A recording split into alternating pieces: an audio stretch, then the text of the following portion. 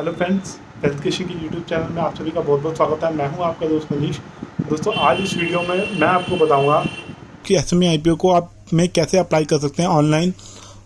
पहली चीज़। दूसरी चीज़ मैं आपको ये बताऊंगा पहले कि एसएमई आईपीओ क्या होते हैं।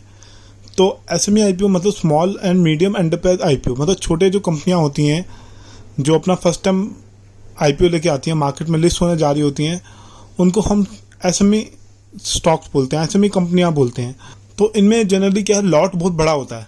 1 लाख का लॉट, 1,20,000, 1,50,000 तक का एक लॉट होता है। मिनिमम अगर आपको बिड करनी है तो रिटेल कैटेगरी में भी 1 लाख तक की आपको बिड करनी पड़ेगी। 1,10,000, 20,000 जिस हिसाब से लॉट है। तो इसमें प्रॉफिट होता है, तो प्रॉफिट भी बहुत ज़बरदस्त होता है। अगर 30% ऊपर लिस्टिंग हुई तो मतलब 1 लाख का आपने एक लॉट लगाया था तो 1 लाख के शेयर आपको अलॉट होगा। तो 30% ऊपर लिस्टिंग हुई तो 30% ऊपर आप सेल कर सकते हैं उसको। 30% का प्रॉफिट सीधा सीधा हो जाएगा। 30,000 रुपये का प्रॉफिट सीधा सीधा हो जाएगा।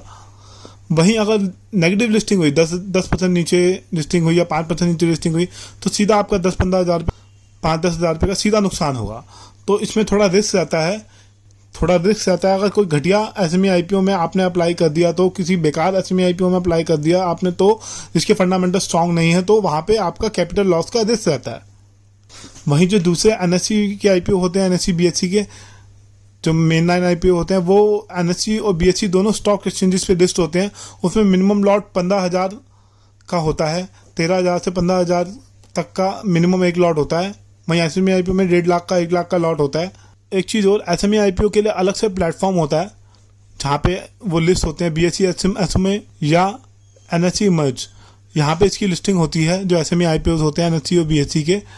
और इसके अंदर लॉट होता है। आपको अगर मान लीजिए आप सोचते हैं कि मैं 10 शेयर अभी सेल कर देता हूँ या 100 शेयर सेल कर देता हूँ, ऐसे नहीं होता। लॉट का लॉट आपको सेल करना पड़ेगा, और बाय करना है तो लॉट का लॉट ही आपको बाय करना पड़ेगा।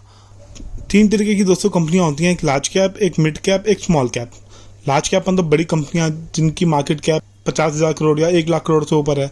उसके बाद स्मॉल कैप कंपनियां वो होती हैं जिनकी मार्केट कैप 1,000 करोड़ से कम है, और जिनका टर्नओवर 100 करोड़ से कम है, वो स्मॉल और मीडियम साइज एंटरप्राइज में आती हैं कंपनियां होती हैं। उनको हम एसएमई स्टॉक्स बोलते हैं।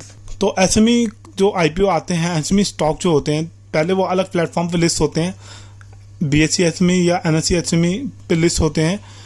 जब वो कंपनियां ग्रो करती हैं, बड़ी हो जाती हैं, तो वो धीरे धीरे करके स्मॉल कैप बनेंगी, स्मॉल कैप से फिर वो मिड कैप बनेंगी, मिड कैप से लार्ज कैप बनेंगी। तो ऐसे में क्या होता है, हमें मल्टी बैगर का रिटर्न मिलता है अगर कोई अच्छी कंपनी में आपने फंडामेंटल एनालाइज करके उसको रिसर्च करके इन्वेस्ट कर दिया। तो अगर वो स्मॉल कैप भी बन जाती है तो भी आपको मल्टी बैगर का रिटर्न मिल जाएगा, अगर आप उसमें इन्वेस्ट करके रखते हैं तो। कहने का मतलब, पहले कंपनी एसएमई कंपनी होती है, उसके बाद वो स्मॉल कैप कंपनी बनेगी, उसके बाद वो मिड कैप या लार्ज कैप बनेगी। धीरे धीरे करके जैसे उसका टर्नओवर बढ़ेगा, जैसे उसके प्रॉफिट बढ़ेंगे, वैसे वैसे उसको अलग कैटेगरी में डाल दिया जाएगा।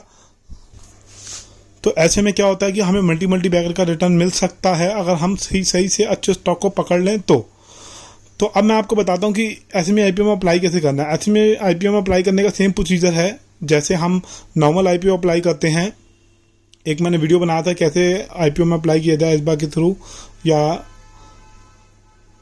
जोधा ऐप को यूज़ करके। आप वीडियो देख लीजिएगा, उसका लिंक डिस्क्रिप्शन बॉक्स में मिल जाएगा। सेम उसी तरीके से अप्लाई करना है।